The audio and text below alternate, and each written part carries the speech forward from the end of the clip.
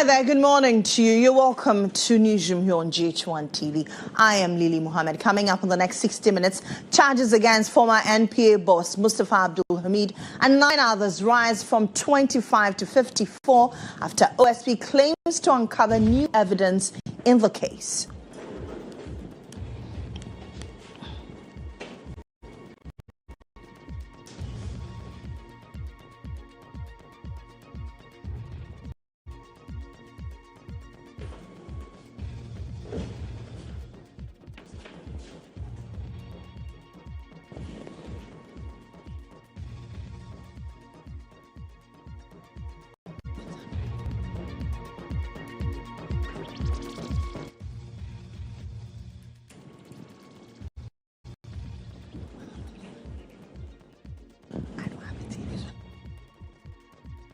General.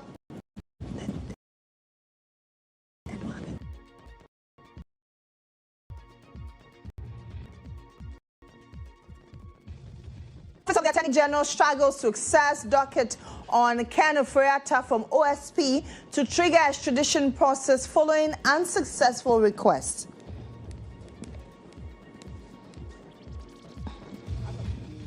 Do not have a docket from the OSP. So we have been asking for the docket for a couple of, I think about 2 months now.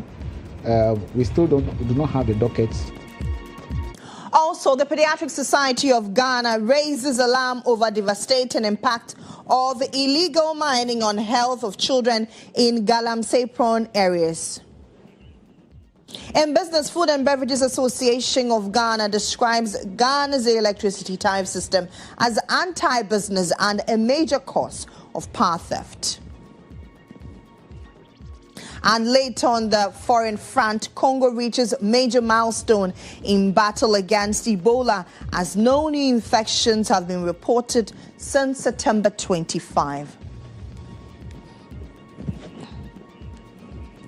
We have details of these and many others, including sports, all in the 60-minute spell. Stay tuned in.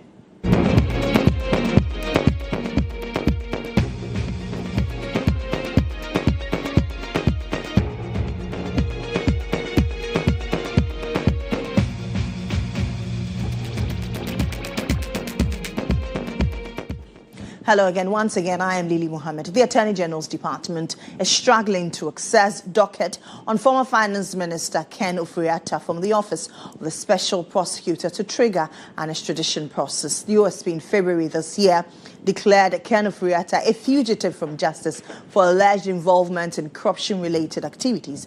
Months down the line and back and forth between the OSP and lawyers for Ken Ofori-Atta, the status of the case has not yet changed. The OSP has, in an update to the public about a number of active cases it's pursuing, mentioned that of the former finance minister. But in a yet-to-be-aired interview on State of Affairs, Deputy Attorney General Dr. Justice Sai disclosed attempts by his office for months to get the special prosecutor to release the docket on Ken Ofori-Atta for his extradition from the United States have yielded no results. Mr. Ken Ofori-Atta is a subject of a number of criminal investigations, right? I think the one that is popular is the one that the OSP is conducting. And also, that is the one that we are made to believe is in an advanced stage where extradition will be required. And indeed, the OSP has already put the person on red alerts, Interpol red alerts. What it means is that it's a notice to the whole world that this person is a wanted man. But the Interpol alert is not an extradition, procedure. So, if we really want the person to come, we need to make an extradition request to where we believe he is, which is the US. Now, this is and listen to me carefully on this.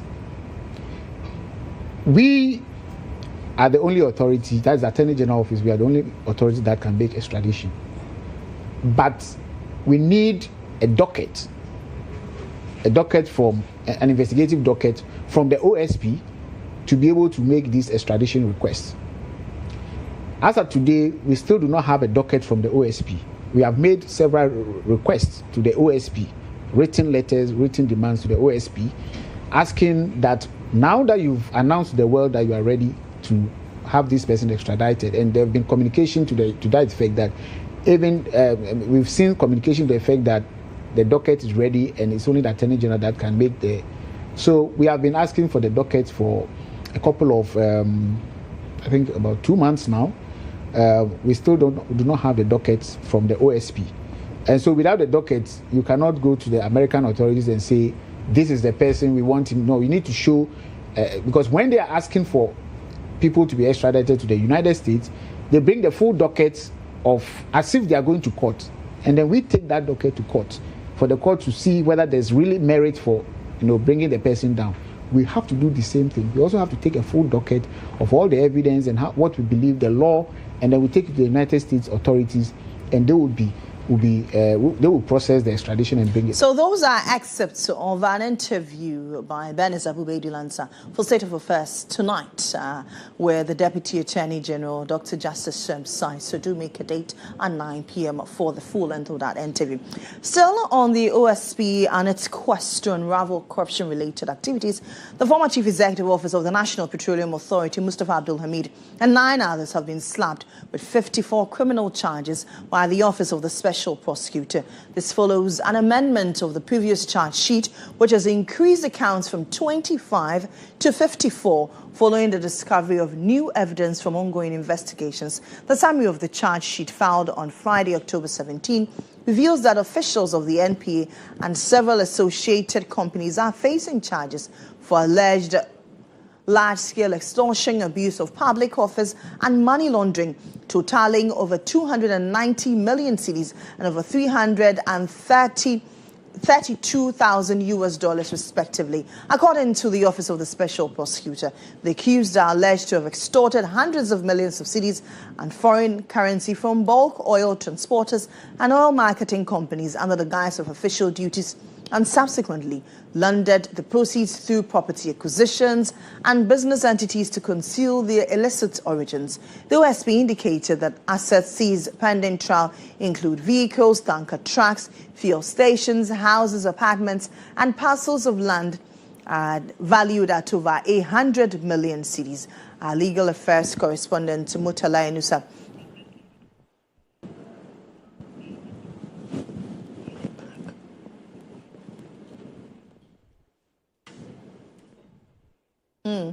Let's go over Zoom and engage our legal affairs correspondent, Mutala Enusa. Mutala, thank you very much for joining us. What more are we learning from this case? Well, Lily, the accused persons have made an appearance here. Specifically, the criminal the news has done, we want to come back again on November 13. And the reason is that as we speak, if you come to the criminal court 5, a few weeks ago, we have seen that some justices of the High Court have been elevated to the Court of Appeal. So the indication is that currently the Criminal Court 3, Justice Mary Mami Ikwe-Yenzu, who previously was handling this case and following her elevation to the second highest court of the land, is yet to receive a warrant to, as it were, continue with the case, or a new judge will be assigned. So Mustafa Hamid and the remaining officers were 6 accused persons, including, in fact, in total, the 10 of them, 7 of them are human beings, 3 are companies. Of course, the leaders of those companies will represent them in court. So they came to court, and they have been told that they have to go and come back again. Officials from the Office of the Special Prosecutor, I must say, prosecutors were present in court, but unfortunately, they have to go and come back because of the fact that the Criminal Court 3 is yet to have a substantive judge by way of what is happening. So Mustafa Hamid have appeared in court together with the others. But what is clear is that instead of 25 counts that we used to know previously, now the counts, as per the OSP, following new discoveries, have moved to 54. So those are the counts that they are expected to respond to. And like you mentioned earlier, some including money laundering, large-scale extortion, of course, abuse of public office, and all of that featuring prominently in this latest amended charge sheet that has been filed by the Office of the Special Prosecutor. Now, I am curious, Mutala, at what point did the Office of the Special Prosecutor realize all these issues for which he had to amend the charge sheet? Did it announce at the court sitting or court hearing?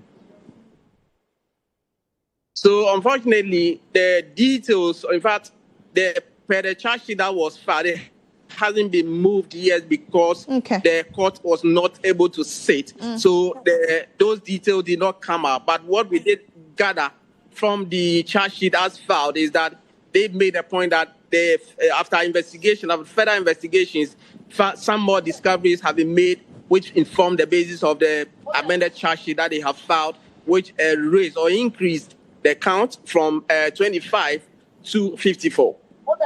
Okay. Now, on the SkyTrain project, this morning we're talking about it, that it was due to come up today in court. There was a motion pending by the former CEO.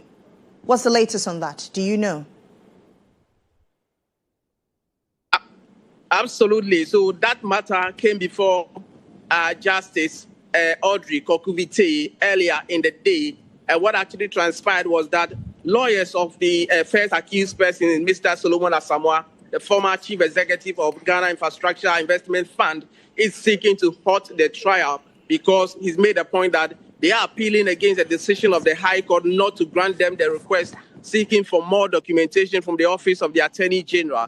They say that they are appealing against that. And once they are appealing, they want the High Court to stay trial. They want the High Court to halt the proceedings until such time that the second highest court of the land, the Court of Appeal, is able to determine that particular request for appeal. Today, this morning, the court earmarked that particular motion to be heard. But when the case was called, lawyers of the first accused person, Solomon Asamoah, led by Mrs. Victoria Bath, indicated to the court that only this morning they received the Attorney General's affidavit in opposition. And we are told that that affidavit in opposition was filed as far back as in 14th of October. So the court, as it were, wondered why the lawyers of Solomon Asamoah were now receiving that affidavit in opposition, which led to the court even summoning the leaders of the bailiff to come and explain to the court for the court to understand. But following that request, Mrs. Victoria Bath, who's representing Mr. Solomon Asamoah, the first accused person, requested that you need time to peruse the affidavit in opposition filed by the Attorney General to be able to represent the interests of his clients. Consequently, that case has been adjourned to Wednesday, 22nd of October, and that day, that motion will be heard before any further directions will be made in respect of the substantive matter. All right, thank you very much. That's Motola Inusa. He's our legal affairs correspondent. Away from corruption and corruption-related offences, let's now focus on crime combat in our localities. The Sakumono District Police Command in the Tema West Municipality has arrested 3 men in connection with a shooting and trespassing incident at the Celebrity Golf Club area in Sakumono in the Greater Accra region. The suspects have been identified as Abubakar Mohammed, aged 28, Eric Asari, 23, and Felix Dako, 48. They were picked up by police following a reported disturbance at a construction site within the vicinity of the popular golf club on Saturday, October 18. According to a police statement, preliminary investigations indicate that the suspects, who falsely claimed to be national security operatives, stormed a construction site belonging to one of the executives of the Celebrity Golf Club and unlawfully discharged firearms, causing damage to parts of the property. Police added that the incident is believed to be linked to an ongoing land dispute involving some parties within the Nungwa Traditional Council.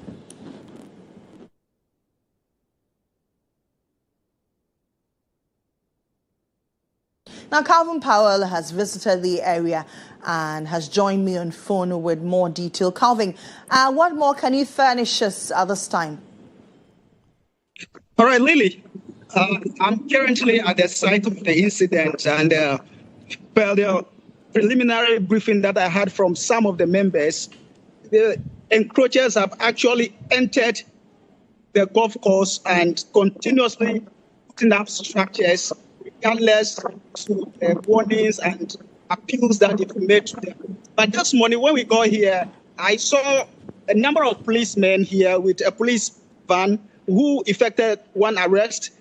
To the best of my knowledge, the guy was serving as a protection to some of the workers on site, and he's been picked and taken to the police station currently. I have here with me the captain of the Celebrity Golf Course in the person of Mr. Alex Baffo to give us some insight as to what actually transpired. And he also mentioned that there is some distortion in the police report that actually reported some arrest here. So let me quickly engage him and give us a detailed analysis of what actually transpired here. Mr. Alex, you are live on GHOne television. So first of all, you said there's a distortion in the police report. Can you correct that for us? Well, I don't know whether it's a distortion in the police reports, but based on what I heard read, the people who were working here were not working on site of an executive of the club. They were working on behalf of the club itself. It's not an individual's place. What we're trying to do is to build a fence wall to prevent the encroachers from getting onto the golf course itself.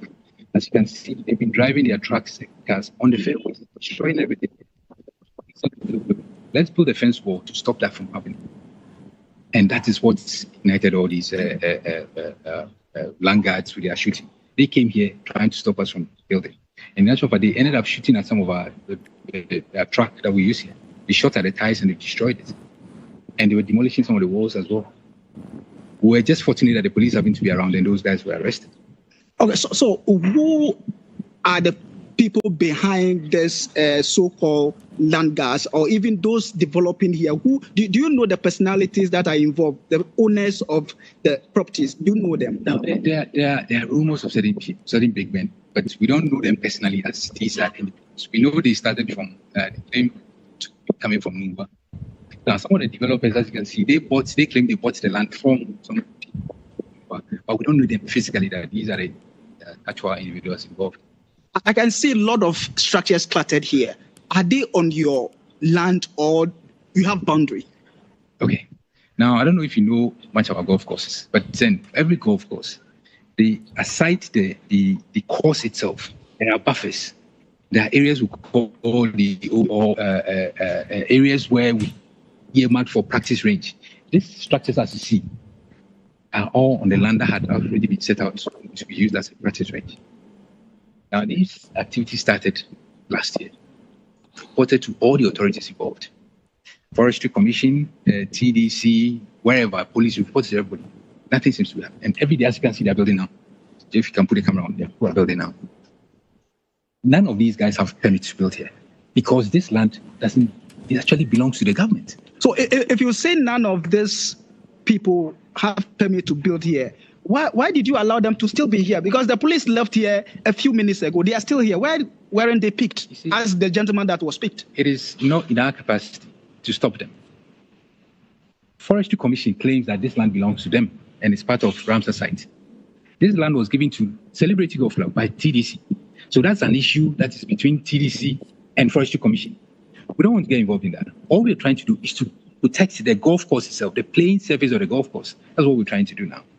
This one, look, eventually it will be resolved, but we don't know how it's going to be resolved. But certainly on the golf course itself, we can't allow them to take it. So that is where our interest is. That's why we are building this wall, to protect the immediate playing areas of the golf course. So what is the current state of mind of your members? Because there has been a shooting incident, and when I came, the place looked virtually deserted. What is happening? Thank you very much. On a typical day, the course would have almost been full because people would be playing. Our pensioners usually like playing on Mondays like this because it's sort of before time. But today, as you can see, look at the picture, there's nobody there. And it's all because of those shooting incidents. There were instances where I think about 2 or so weeks ago, some foreigners were playing here. These tax, the land guards actually confronted them and told them to leave. Serious. They won't let them play. Serious. And certainly, if you're playing here and see somebody with gun, and you've seen the way they look, and he's telling you not to play here, would you want to come back? That's the problem we're having now. All right, so Lily, that's Mr. Alex Bafford, the captain of the Celebrity Golf Club, giving us some insight into what's happening. So as I can report, there are people who are continuously building. This structure is a story building. They are on this first structure. They are continuously building. And he says that land's supposed to be a buffer to the golf course, but according to Forestry Commission, it belongs to them. And they can't do anything about it. And that is affecting the morale of the members. This morning, when we got here, the place looks virtually deserted, like a cemetery. But on a normal day, according to him, that shouldn't be the case. So this is the situation right here now. We are about addressing the press proper, and we are waiting as to what they'll put out in their press conference. All right, Calvin, thank you very much. That's Calvin Powell. He's our man on the ground in Sakumono area after a shooting incident. Now, former Member of Parliament for Ablekuma West, Esla Owusu-Ekuful, has formally declared her intention to contest as General Secretary for the New Patriotic Party. In a statement issued today, the former Communications Minister rallied party faithful to unite and reorganize ahead of the 2028 general elections, describing the move as a rescue mission to restore confidence in the NPP and reclaim power from what she calls a clueless and incompetent caretaker government.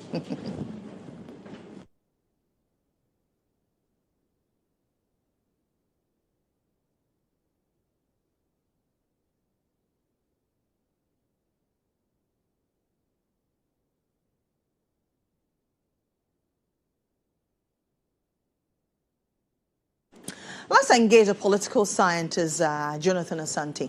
Doc, thank you very much for joining us. It's still morning, so good morning to you. Good morning. Political analyst, not a political scientist. Okay. Well noted, Doc. So that's Dr. Jonathan Asante. He's a political analyst. Now, Doc, Esla Owusu-Ekuful says she wants to contest for General Secretary for the NPP in a bid to reorganize the party's base as they head for the 2028 general elections. Let's look at the candidature of Esla Owusu as compared to other persons who are eyeing that particular job, the CEO for the party.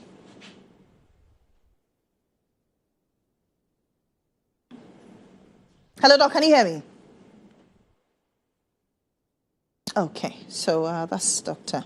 Jonathan Asante. Oh, Doc, I understand you. I lost you there momentarily, but glad to have you back. I was asking the candidate of the Esla Owusu-Ekuful for General Secretary of the NPP, as it stands, is looking at galvanizing its base, reorganizing for 2028. Well, thank you very much. Let me say good morning to our viewers. I don't know if you're also on to the FM station. If that is the case, then to our listeners as well. It is quite intriguing that Madame Esla Owusu will want to take up the mantle of becoming the General Secretary of the NPP. That is a bold decision on her part.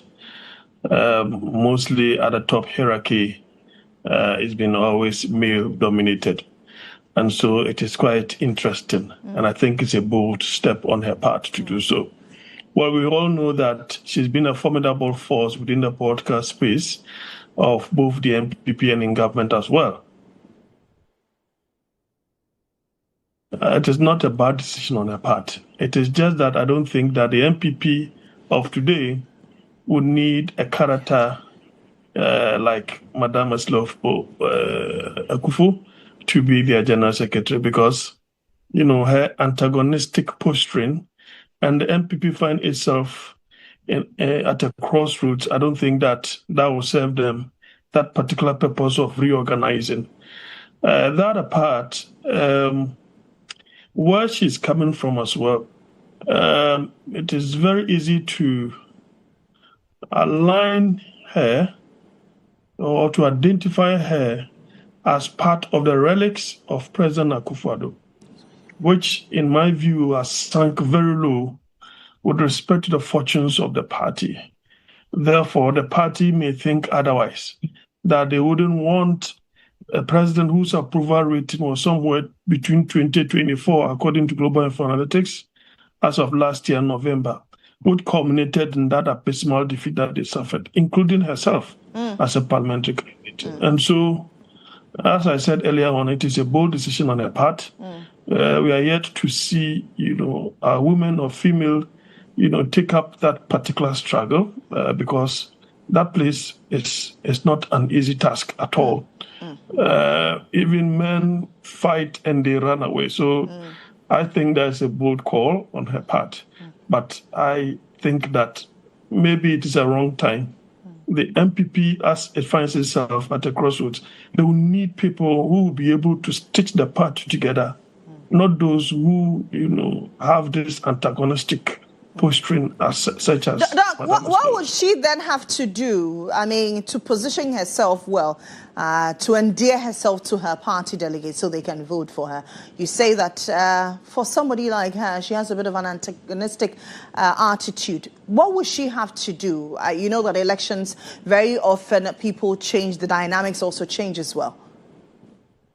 My dear, it's unfortunate. She has already built a particular character in the public space.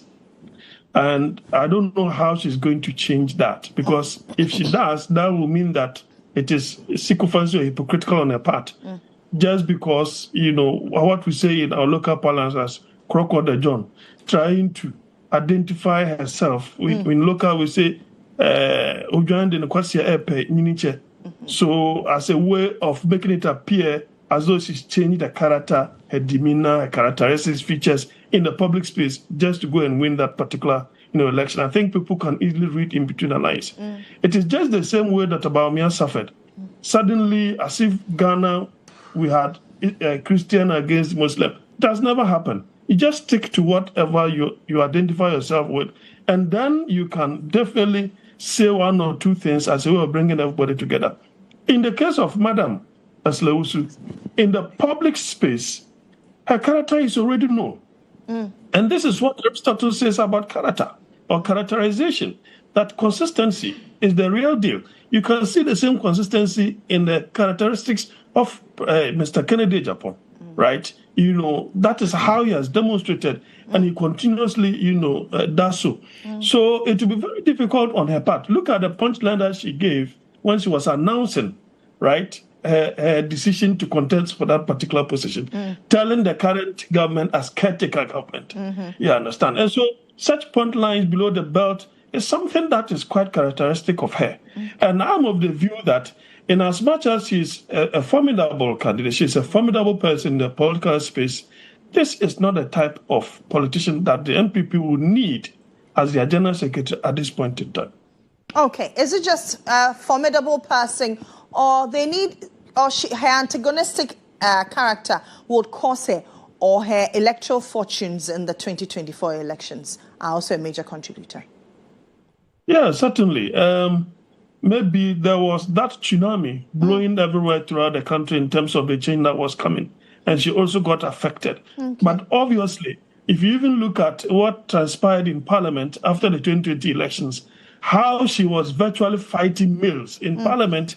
You remember the seating arrangement? Yes, with the current health minister. So all these things are in the public space, right? So she just exacerbated this particular problems that she has demonstrated in the public space. And it's just quite unfortunate because the position of a general secretary, the chief executive officer of the party, coordinating the daily affairs, you see, she also appears as someone who is a bit saucy, speaks down to people. And I didn't want to go into a deeper characterization of who she is or how she appears to be in the public domain. She can even use abusive language on men. And yes, the records are there.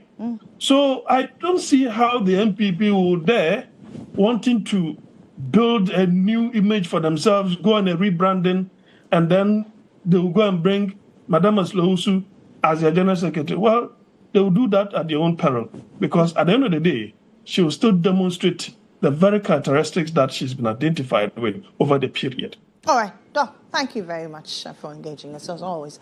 That's Dr. Jonathan Asantiochi. He is a political analyst. But for you as a Ghanaian, what do you think? Dr. Asante says she's saucy, she's antagonistic, and that is not the kind of person the NPP, I beg your pardon, needs as its chief executive as it goes for 2028 general election. Let's find out your thoughts on social media. Nana Amakwa joins me with those thoughts. Nana, what are people saying? Well, Lily, the big question is it time for a woman to be at the helm of affairs for the NPP? Let's see from Kojo Ajimai, who says, wow, this has made my day. We also have Lawrence, who says, not bad. We need experienced people to try their hands. Kofi Frimpong says, hey, NPP power, anyone can contest national positions. NPP, he says, agu. Ebenezer says, oral is coming, oh, madam. We also have here, have you paid back the money you stole from the coffers Backfire in Jesus' name, amen. Lord Nicholas says, another lost battle. We also have Joe Jesse, this woman again. Bright says, a retirement idea. That's an interesting thought. We also have Saka, we love her and she will overcome. We also have Berima, Sylvester Tete for me, but Ursula coming in will give him a tough fight. We have here Isaiah, why everyone eye on the secretary? Is there anything current secretary is not doing right? Or am I dreaming? Alfred says, fantastic. Though I'm an NDC member, I think you can be a better GS than JFK. You also have here Mavis. Go for it, Ma. And that is what you had to tell us. So that's what we have time for. My name is Nanama Aqua. Happy birthday to you, Ursula. Lily, back over to you.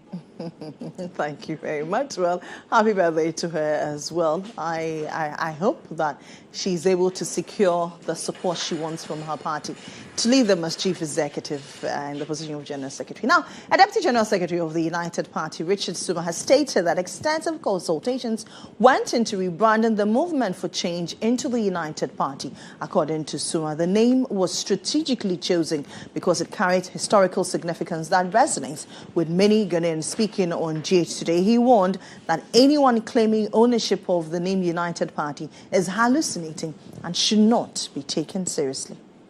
The UP is not a bona fide property of anybody. UP was a grouping of people who came together. It was an amalgamation of political parties. So there were 7 in all. But today we hear Dankwa Buzia Dombo. It's only Dankwa Buzia Dombo who formed the UP of old. Obviously not. There were other people who participated in it. So why would you silence the remaining 4 and then zero in on Dankwa, Buzia and Dombo? If you have a name and you want to patent it, you should patent it, make it a trademark, so that in perpetuity nobody can use the same acronym. So should anybody telling you today, laying claim to the fact that Alan formed UP and the UP was originally DS, then the person must be hallucinating. Because the UP is not a bona fide property and you have also not patented. You see, it's politics. I'm a marketing expert. So in politics, you must do something that can resonate with people. They must bring about some nostalgia. You must do something that immediately brings about conversation around the subject matter. So you see, today we use UP. If you had used any other name, there wouldn't have been a lot of conversation surrounding this issue. On his part, a former head of information at Ghana's mission to the United Nations, Kofi Ameo, has dismissed claims that the United Party was formed because Alan Chiramating is loved by Ghanaians. The Deputy General Secretary of the party, among the reasons, he cited that Ghanaians love him. I think that is not true. That is false. The Ghanaians loved Alan. That's not true. That is extremely false. And I think if the party is formed based on this premise, as soon as practicable, it must reconsider the reason why, and especially those who intend to join the UP must reconsider their decision, because clearly, per the results of the 2024 elections, Alan is not loved. He is not really needed by the Ghanaian people. He is a good man.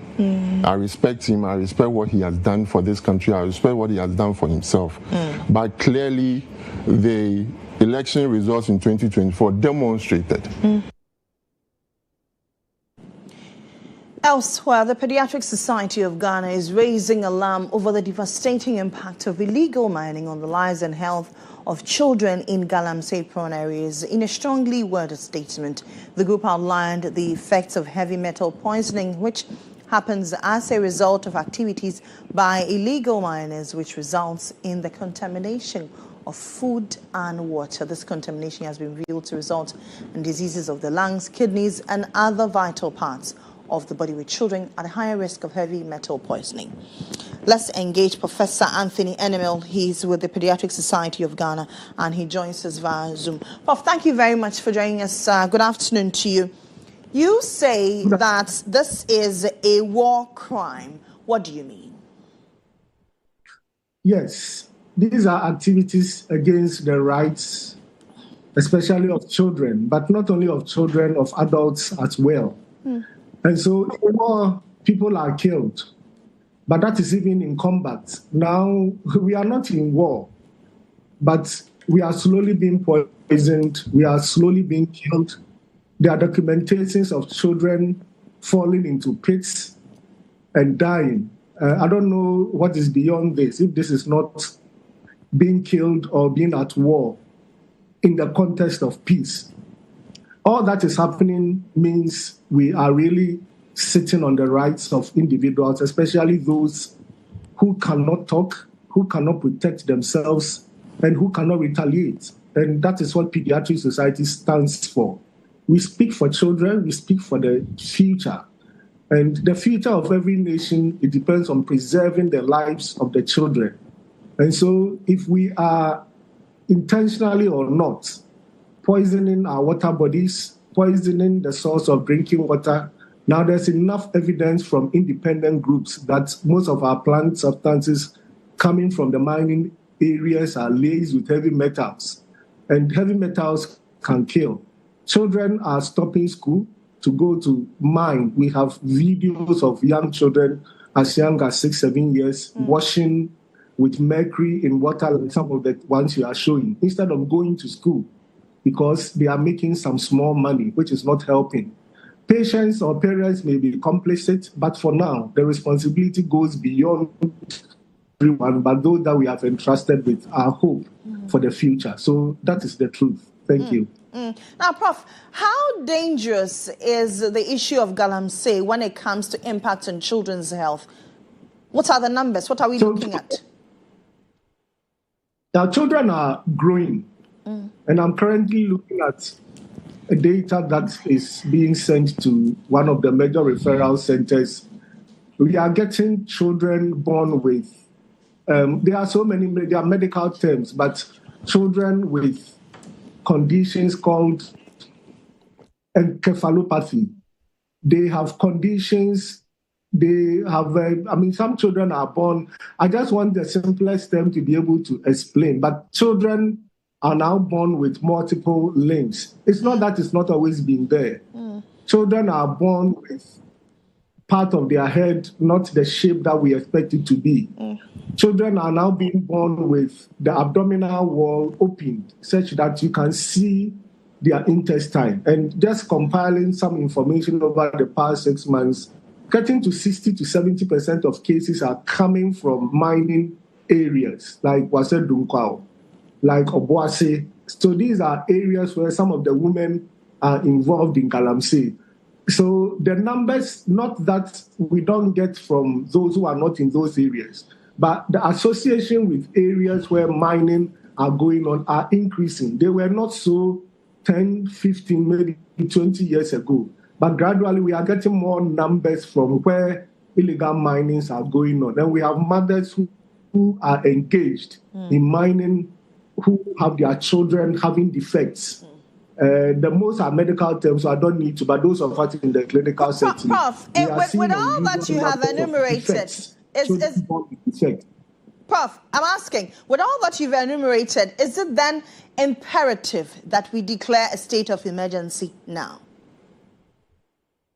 Well, we'll trust our leaders to do the right things. That is what I would say. If it would take them to declare state of emergency to stop this self-devastation, then it is.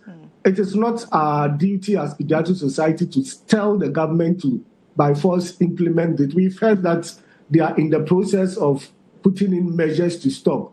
All that we want as pediatricians is our children, and by extension ourselves, should be safe. And if indeed we are at the point where, despite all the measures that the government is putting in place, it's getting worse, or the level at which it is reversed is slow, and it will take declaring state of emergency to save our future and save our lands, then we'll support the government in doing that and making that call. Okay, Prof, thank you very much. That's Professor Enemil. He is a lead focal person on climate change for the Pediatric Society of Ghana. Now, studies show that around 70% of women in Ghana have advanced stage breast cancer due to late diagnosis, resulting in limited treatment success and high death rate. This boils down to the inadequate sensitization on the cancer, as well as myths, stigmas, and misconceptions. Speaking at a press briefing in Takoradi, a public health nurse at the Takoradi Hospital, Paulina Manfo, elaborated on the advantages of early diagnosis and urged the public to support the awareness drive for early detection. somebody saw a lamp on the breast and this person didn't sit down. Apart from the lamp, there was some discharges from the nipple. This person didn't sit down, came to the hospital on time. We also do further investigation. Labs were done and we realized that it was truly breast cancer. Because the person came on time, we were able to save this person's life. So if you are able to report on time, we can definitely save you. That is why we are saying, if you see any of the signs we mentioned today, don't sit in the house, come to the hospital, let's do a further investigation. Let's now bring you the latest in business. The Business Brief is brought to you by CompuGhana, passion for technology.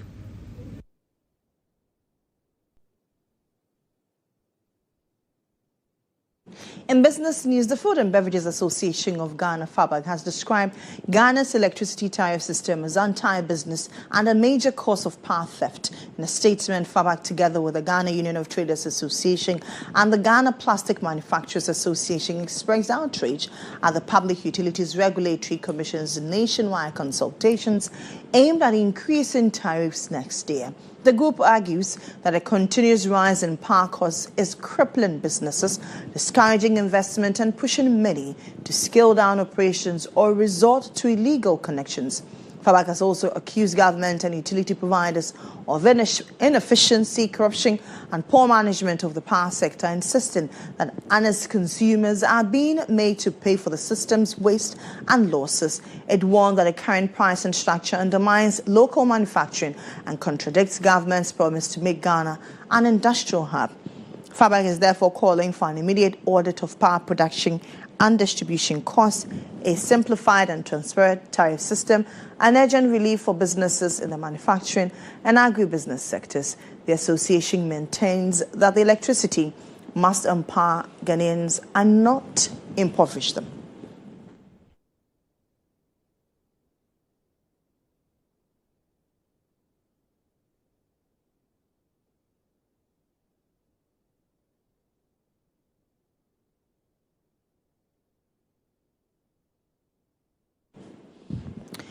Now, GHOne is the chairman of the Food and Beverages Association of Ghana, and he joins me via Zoom.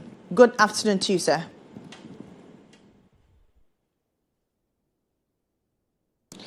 Ms. Awuni, kindly unmute for me.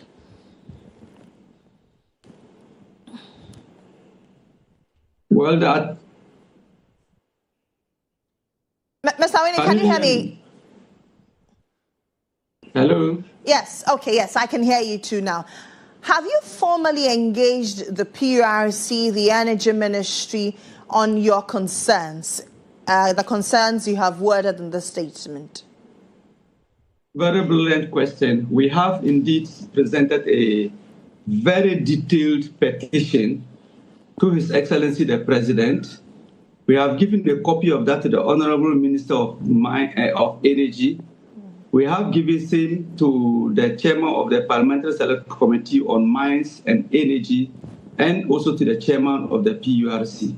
And this particular petition clearly is not complaining or just fighting, but we are also detailing out a roadmap to giving strength to the utilities, particularly the ECG and then the water company. We have detailed out clear-cut reforms that are required to be made for the ECG to be strengthened and for them to be able to make the needed revenue to manage their own affairs. And what was the response, Mr. Awuni? Well, we are yet to hear from the authorities. In your statement, you accuse government utility providers of ineptitude and corruption. Why? Well, thank you very much. We are saying that electricity tariffs are supposed to empower. Why? But what we have seen over the years is that electricity tariffs rates are rather impoverishing the businesses and impoverishing Ghanaians. And we are saying so that The tariff rates are just high. If you compare Ghana tariff rates to the neighbors, our neighbors, Cote d'Ivoire, Togo, Benin, Nigeria, compare us to our peers in Africa, compare us to our peers in Europe. Ghana electricity tariff rates, as it stands now, for the industrial and the commercial sector, is very high. We are on top there when you look at the structure of tariff rates in the sub-region and even in Africa and then Europe.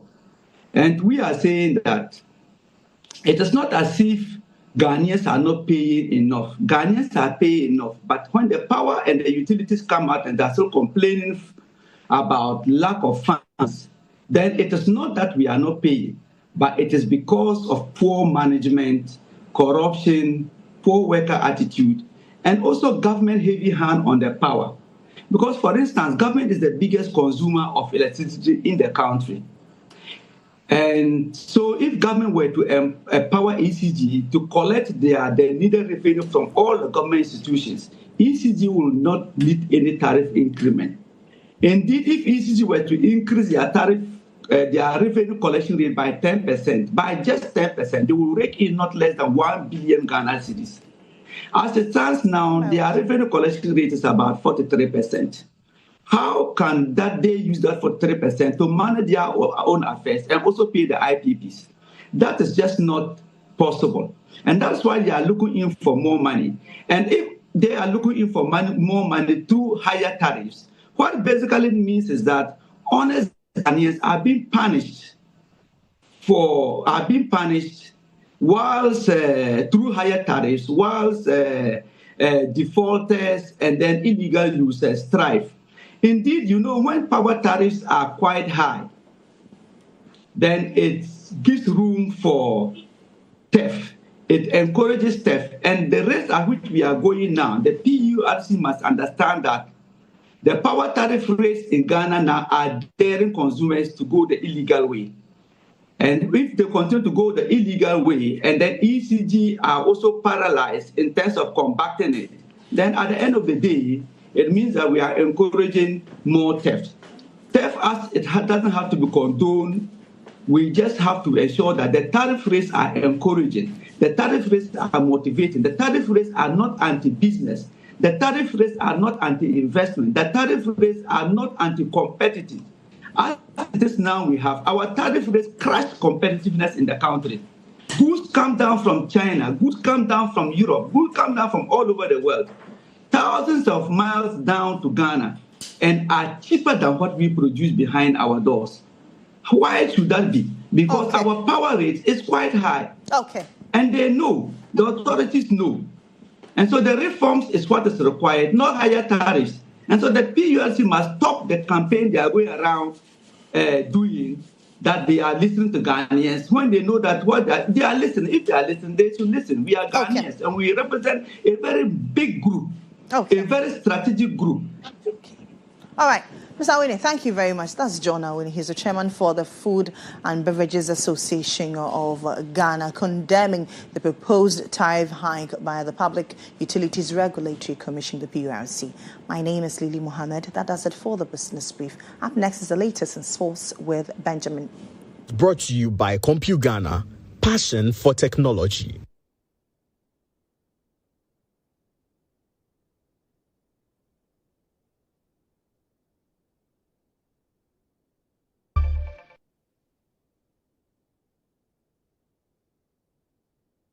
And welcome on to sports, where Morocco capped off a wonderful and historic run in Chile on Sunday night, beating Argentina 2-0 to take home the trophy at the FIFA Under-20 World Cup. The results marked the first World Cup win for Morocco at any age group level in the country's history. Yasser Zabiri, who plays for FC Famalicão in Portugal, scored a pair of first-half goals for Morocco to take his team to a 2-0 lead at the break. And that would be the eventual winner, or the results as African nation came out tops.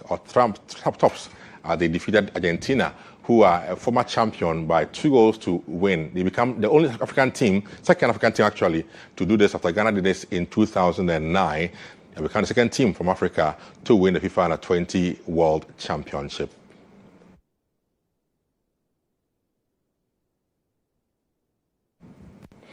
Let's come back home to Ghana because faced an uphill task in a CAF Confederation Cup playoff after a 1-0 defeat to Wydad at the Accra Sports Stadium. The game began with Kotoko on the front foot, nearly taking the lead within the opening 10 minutes, but Wydad gradually took over the control of the game, creating several chances and looking more composed in possession.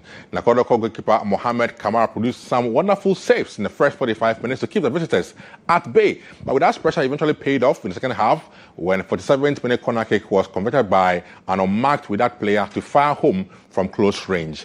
For the opener, things went from bad to worse for Kotoko just 2 minutes later when keeper Kamara was sent off for handling the ball outside his penalty area.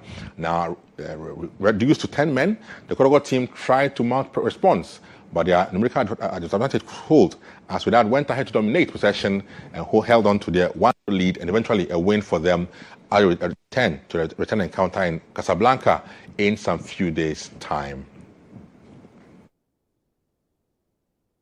Let's check out the games played for you behind the screens and also on your screens now. Interesting games played over the weekend in the GPL where we have Mediama drawing with Samatex 1-1.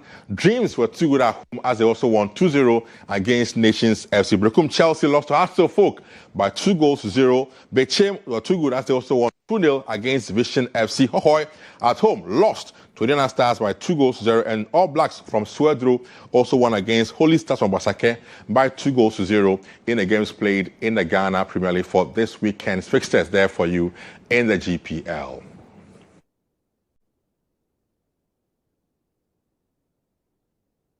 For sports. Next is the latest of the foreign front.